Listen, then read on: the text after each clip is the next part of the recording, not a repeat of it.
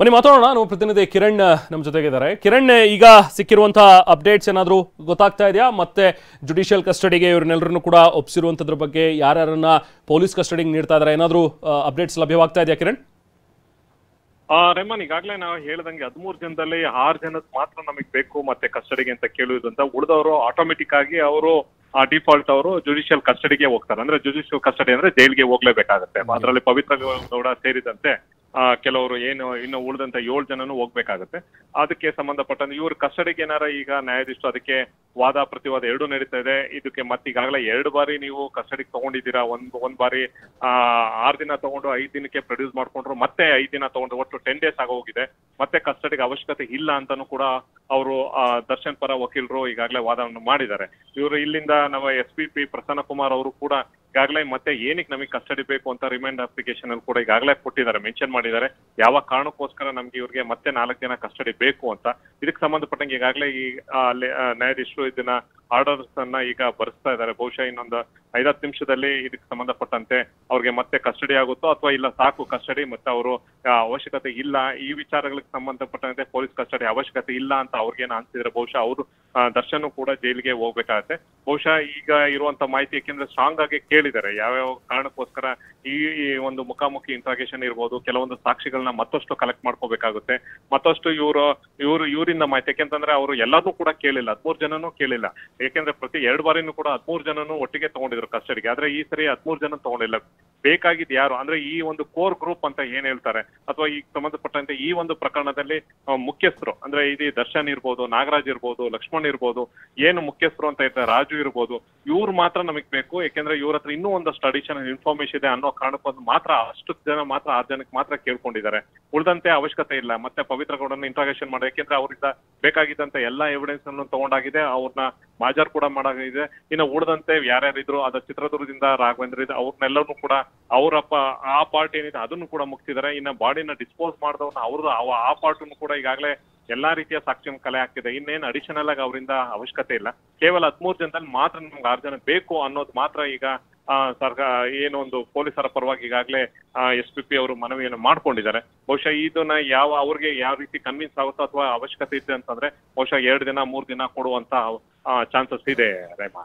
Okay Kiran, ಅಂದ್ರೆ ಬಹುಶಃ ಈ 6 ಜನರನ್ನ ಕೇಳುವಂಥ ಒಂದು ಸಾಧ್ಯತೆ ಬಗ್ಗೆ ಏನು ಮಾತಾಡ್ತಾ ಇದ್ರಿ, ಏನಾದರೂ ಪೊಲೀಸ್ ಮೂಲಗಳಿಂದ ಏನಾದರೂ ಇನ್ಸೈಟ್ಸ್ ಸಿಗ್ತಾ ಇದೆ ಅಂದ್ರೆ ಇನ್ನು ಏನು ವಿಚಾರಣೆ ಇವ್ರದ್ದು ಬಾಕಿ ಇದೆ ಅಂತ ಹೇಳಿ? ಯಾಕಂದ್ರೆ 10 ದಿನ ಈಗಾಗಲೇ ಆಗಿದೆ ನೀವು ಹೇಳಿರೋ ಹಾಗೆ.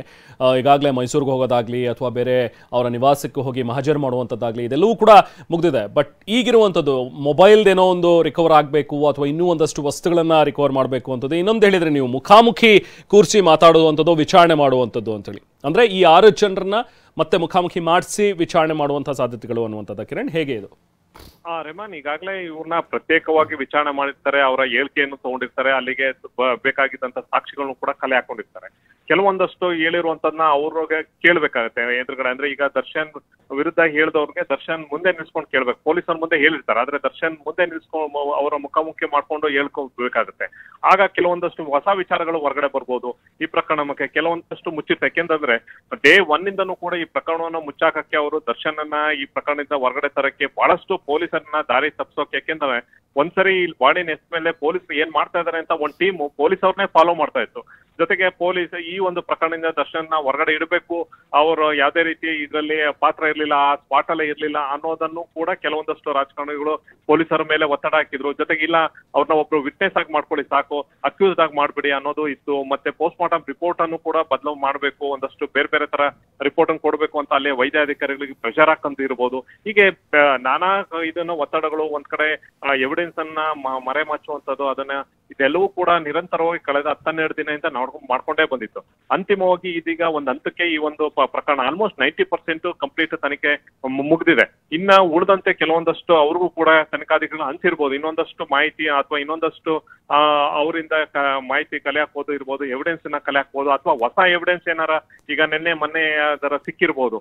ಅದಕ್ಕಾಗಿ ಈ ಕಾರಣಕ್ಕೋಸ್ಕರ ನಮಗೆ ಕೊಟ್ಟಿದೆ ಅಂತ ಕೇಳ್ಕೊಂಡಿರ್ಬೋದು. ಹಾಗಾಗಿ ಇಲ್ಲಿ ಅವರು ಕೊಡುವಂತ ಏನು ಕಾರಣಗಳು ಅಥವಾ ಏನ್ ಅದಕ್ಕೆ ಬೇಕು ನಮ್ಮ ಅಪ್ಲಿಕೇಶನ್ ಅಲ್ಲಿ ಇಂಥವ್ರು ಬೇಕು ನಮ್ಗೆ ಇಷ್ಟು ಈ ಒಂದು ವಿಚಾರಕ್ಕೆ ಇಷ್ಟೇ ಜನ ಬೇಕು ಅಂತ ಅವ್ರು ಕೇಳಿರ್ತಾರೋ ಅದ್ರ ಬಗ್ಗೆ ಮುಂದಿನ ಹಂತದಲ್ಲಿ ಅವ್ರಿಗೆ ಕೊಟ್ರೆ ತನಿಖೆಯನ್ನ ಮಾಡ್ತಾರೆ. ಆಮೇಲೆ ಮುಂದೆ ಚಾರ್ಜ್ ಶೀಟ್ ಏನಾರ ಫ್ರೇಮ್ ಮಾಡ್ಬೇಕು, ಅವ್ರಿಗೆ ಚಾರ್ಜಸ್ ಏನೋ ಫ್ರೇಮ್ ಮಾಡ್ಬೇಕು, ಎಲ್ಲಾ ರೀತಿಯ ಅನುಕೂಲ ಆಗುತ್ತೆ.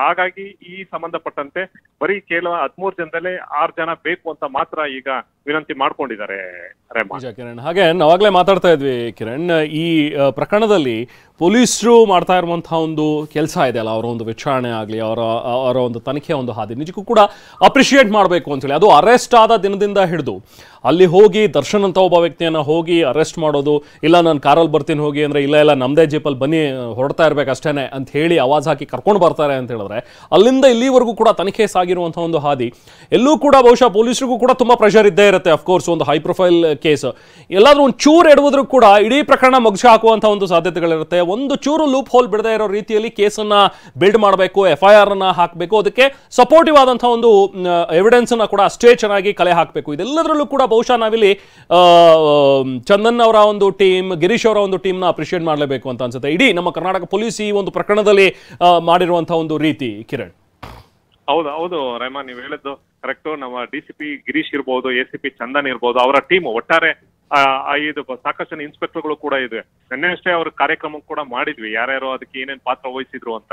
ಯಾಕೆಂದ್ರೆ ಇವತ್ತು ಅರೆಸ್ಟ್ ಮಾಡ್ಕೊ ಬಂದಿರುವಂತದ್ದು ಈ ಕೇಸ್ ನ ಹೊರಗಡೆ ತಂದು ಏನು ಈಗ ತೋರಿಸಿರುವಂತದ್ದು ಎಷ್ಟು ಕ್ರೂರವಾಗಿ ಆ ರೇಣುಕಾ ಸ್ವಾಮಿನ ಕೊಲೆ ಮಾಡಿರುವಂತದ್ದು, ಅದನ್ನೆಲ್ಲವೂ ಕೂಡ ಮುಖ್ಯಮಂತ್ರಿಗಳಿಗೂ ಕೂಡ ನಿನ್ನೆ ಫೋಟೋಗಳನ್ನೆಲ್ಲವೂ ಕೂಡ ತೋರಿಸಿದ್ದಾರೆ. ಅಂದ್ರೆ ರೇಣುಕಾ ಸ್ವಾಮಿ ಹತ್ಯಾದ ಬಾಡಿ ಸಿಕ್ಕಂಗೆ ಫೋಟೋವನ್ನು ಕೂಡ ಬ್ರೀಫ್ ಮಾಡಿದ್ದಾರೆ ಅಧಿಕಾರಿಗಳು. ಈಗ ಇಷ್ಟು ಮಟ್ಟಿಗೆ ಇಷ್ಟು ಕ್ರೂರವಾಗಿ ಈ ತರ ಕೊಲೆ ಮಾಡಿದ್ರು, ಅಲ್ಲೇ ಮಾಡಿ ಕೊಲೆ ಮಾಡಿದ್ರು ಅನ್ನೋದು. ಆಮೇಲೆ ಜೊತೆಗೆ ಇವರು ಅರೆಸ್ಟ್ ಮಾಡ್ತಾ ಇರೋದು ಇವತ್ತಿನ ದಿನ ಸ್ಯಾಂಡಲ್ವುಡ್ ನ ನಂಬರ್ 1 ಹೀರೋ ಅಂತಾನೆ ಹೇಳ್ತಾರೆ. ಅಷ್ಟು ದೊಡ್ಡ ಮಟ್ಟದ ಅವ್ರಿಗೂ ಕೂಡ ಜನಪ್ರಿಯತೆ ಇತ್ತು, ಮತ್ತೆ ಅಭಿಮಾನಿಗಳ ದೊಡ್ಡ ಮಟ್ಟದಲ್ಲೇ ಇತ್ತು.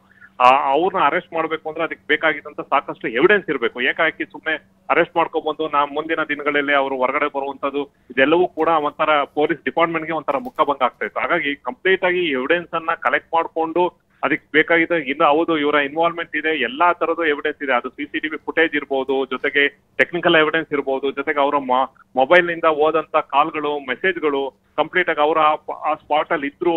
ಅವರು ಕೂಡ ರೇಣುಕಾ ಸ್ವಾಮಿ ಮೇಲೆ ದರ್ಶನ್ ಒದ್ದಿರೋದು ಇರ್ಬೋದು, ಎದೆ ಮೇಲೆ ಇರ್ಬೋದು, ಅವ್ರ ಮರ್ಮಾಮುಖಿಗೆ ಒದ್ದಿರೋದಿರ್ಬೋದು, ಎಲ್ಲಾ ರೀತಿಯ ಎವಿಡೆನ್ಸ್ ಅನ್ನ ಕಲೆಕ್ಟ್ ಮಾಡಿ ನಂತರಷ್ಟೇ ಈ ಒಂದು ರಿಸ್ಕ್ ಅನ್ನ ತಗೊಂಡು ಪೊಲೀಸರು ಏಕಾಏಕಿ ಮೈಸೂರಿಗೆ ಹೋಗಿ ಆತನನ್ನ ಅಲ್ಲಿಂದ ಕರ್ಕೊಂಡ್ ಬಂದಿರುವಂತದ್ದು. ಕರ್ಕೊಂಡ್ ಬರ್ಬೇಕಾದ್ರು ಕೂಡ ಅವ್ರು ಹೇಳಿದಾರೆ, ಅವರು ಕೂಡ ನನ್ನ ವೆಹಿಕಲ್ ಅಲ್ಲೇ ಬರ್ತೀನಿ ಅಂದ್ರು ಕೂಡ ಇಲ್ಲ ಇದಕ್ಕೆ ಅದು ಅವಶ್ಯಕತೆ ಇಲ್ಲ, ನಮ್ಮ ಜೀಪಲ್ಲೇ ಬರ್ಬೇಕು ಅಂತ ಹೇಳಿ ಆತನ ಮೈಸೂರಿನಿಂದ ಜೀಪಲ್ಲೇ ಕೂತ್ಕೊಂಡು ಕರ್ಕೊಂಡ್ ಬಂದು ಅವ್ರನ್ನ ಇಂಟ್ರಾಗೇಷನ್ ಮಾಡಿದ್ದಾರೆ. ಜೊತೆಗೆ ಅವ್ರಿಗೂ ಕೂಡ ಎಲ್ಲಾ ರೀತಿಯ ಸೇಫ್ಟಿ ಇಂಪಾರ್ಟೆಂಟ್, ನಾಳೆ ದಿನ ಕಸ್ಟಡಿ ಇರ್ಬೇಕಾದ್ರೆ. ಹಾಗಾಗಿ ಮತ್ತೆ ಯಾರೋ ಅಲ್ಲಿಗೆ ನುಗ್ಗೋದಿರ್ಬೋದು, ಇದೆಲ್ಲವೂ ಕೂಡ ಎಲ್ಲಾ ರೀತಿಯ ಪ್ರಿಕಾಷನ್ ಮೆಜರ್ಸ್ ಅನ್ನ ಕೂಡ ಪೊಲೀಸ್ ತಗೊಂಡಿದ್ದಾರೆ. ಅವ್ರನ್ನ ಕೋರ್ಟಿಗೆ ಕರ್ಕೊಂಡ್ ಬಂದಾಗಿರ್ಬೋದು, ಮೆಡಿಕಲ್ ಚೆಕ್ಅಪ್ ಅಂತ ಹಾಸ್ಪಿಟಲ್, ವಿಕ್ಟೋರಿಯಾ ಬೋರಿಂಗ್ ಹಾಸ್ಪಿಟಲ್ ಇರ್ಬೋದು, ಯಾವುದೇ ರೀತಿಯ ಅವ್ರಿಗೆ ಅವ್ರ ಮೇಲೆ ಒಂದು ಯಾವುದೇ ರೀತಿಯ ಪಬ್ಲಿಕ್ ಇಂದ ಬೇರೆ ರೀತಿಯ ಅನಾಹುತ ಆಗದಂಗೆ ತಡೆಯೋಕೆ ಪೊಲೀಸರು ಕೂಡ ಕ್ರಮವನ್ನು ವಹಿಸಿದ್ರೆ. ಜೊತೆಗೆ ಮುಂದಿನ ಹಂತದಲ್ಲಿ ಕೂಡ ತನಿಖೆಯನ್ನ ಈಗಾಗಲೇ ಅವ್ರನ್ನ ಇಟ್ಕೊಂಡು ಎಲ್ಲಾ ರೀತಿಯ ಒಂದು ಮಾಜರ್ಗೆ ಕರ್ಕೊಂಡು ಹೋಗಿ ಮಾಡ್ಕೊಂಡಿರುವಂತದ್ದು ಪೊಲೀಸರು ಮಾಡ್ಕೊಂಡಿದ್ದಾರೆ. ಅವ್ರನ್ನೆಲ್ಲರೂ ಕೂಡ ನಾವು ಇವತ್ತು ಇಡೀ ಪೊಲೀಸ್ ವ್ಯವಸ್ಥೆ ನಾವು ಶ್ಲಾಘಿಸಬೇಕು.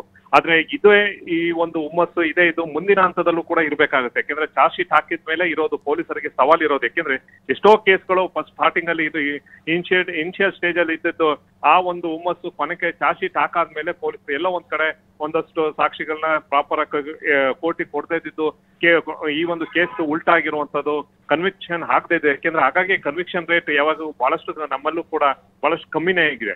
ಹಾಗಾಗಿ ಪೊಲೀಸರು ಇದೇ ಹುಮ್ಮಸ್ಸು ಮುಂದಿನ ಹಂತದಲ್ಲೂ ಕೂಡ ಅವರ ಟ್ರಯಲ್ ಟೈಮ್ ಅಲ್ಲಿ ಒಂದು ಎವಿಡೆನ್ಸ್ ಅನ್ನ ಏನೇನ್ ಕಲೆಕ್ಟ್ ಮಾಡಿದ್ರು ಅದನ್ನ ಒಂದು ಜಡ್ಜ್ಗೆ ಮನವರಿಕೆ ಆಗಿ ಮಾಡ್ಕೊಡ್ಬೇಕಾದ, ಅದು ಮುಂದಿನ ಹಂತಲ್ಲ ದೊಡ್ಡ ಸವಾಲು ಈಗಿಂದ ಮುಂದಿನ. ಯಾಕೆಂದ್ರೆ ಇನ್ನ ಅವ್ರಿಗೆ ಕೇಸ್ ಈ ಈಟಲ್ಲಿ ಎಲ್ಲಾ ರೀತಿ ಇರುತ್ತೆ. ನೆಕ್ಸ್ಟ್ ಬರುವಂತ ಯಾರು ಇವತ್ತು ಐ ವಿಟ್ನೆಸ್ ಇರ್ತಾನೆ ಮುಂದೆಲ್ಲ ಅವ್ರು ಹಾಸ್ಟೆಲ್ ಆಗೋಗ್ಬಿಡ್ತಾರೆ.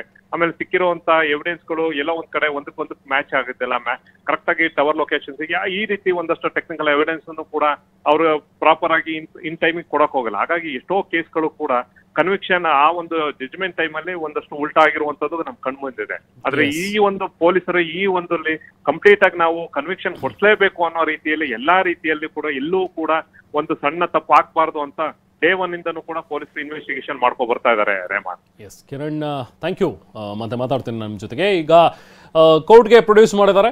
ಇನ್ನು 6 ಜನರನ್ನ ಮಾತ್ರ ನಮಗೆ ಕಸ್ಟಡಿಗೆ ಕೊಡಿ ಅಂತ ಹೇಳಿ ಪೊಲೀಸರು ಕೇಳಿರುವಂಥದ್ದು ರಿಮ್ಯಾಂಡ್ ಅರ್ಜಿಯಲ್ಲಿ. ಅದರಲ್ಲಿ ದರ್ಶನ್ ಸೇರಿದಂತೆ ಇನ್ನು ಉಳಿದ 6 ಜನರು. ಇನ್ನು ಉಳಿದಂತೆ ಇತರೆ 7 ಆರೋಪಿಗಳೇನಿದಾರಲ್ಲ ಅವ್ರನ್ನ ನ್ಯಾಯಾಂಗ ಬಂಧನಕ್ಕೆ ಒಪ್ಪಿಸಬಹುದಾಗತ್ತೆ. ಯಾಕಂದರೆ ರಿಮ್ಯಾಂಡ್ ಅರ್ಜಿಯಲ್ಲಿ ಕೇಳಿರುವಂಥದ್ದೇ ಈ 6 ಜನರ ಒಂದು ಕಸ್ಟಡಿಯನ್ನು. ಸೊ ಹಾಗಾಗಿ ಇನ್ನು ಉಳಿದ 7 ಜನರನ್ನ ಜುಡಿಷಿಯಲ್ ಕಸ್ಟಡಿಗೆ ನೀಡುವಂಥ ಸಾಧ್ಯತೆಗಳಿರುತ್ತೆ. ಇನ್ನೇನು ಕೆಲವೇ ಹೊತ್ತಿನಲ್ಲಿ ಗೊತ್ತಾಗುತ್ತೆ. ಇನ್ನು ಜಡ್ಜ್ ಕೂಡ ಈಗಾಗಲೇ ಒಬ್ಬೊಬ್ಬರನ್ನ ಮಾತಾಡಿಸ್ತಾ ಇದ್ದಾರೆ. ಅದಾದ ನಂತರ ಆರ್ಡ್ರನ್ನು ಬರೆಸ್ತಾರೆ. ಸೊ ಗೊತ್ತಾಗುತ್ತೆ ಈಗ ಜೆ ಸಿಗೆ ಒಪ್ಪಿಸಲಾಗುತ್ತಾ, ಅಂದರೆ ಜುಡಿಷಿಯಲ್ ಕಸ್ಟಡಿ ನ್ಯಾಯಾಂಗ ಬಂಧನಕ್ಕೆ ಒಪ್ಪಿಸ್ತಾರಾ ಅಥವಾ ಕಸ್ಟಡಿ ಕೊಡ್ತಾರಾ ಅಂತೇಳಿ.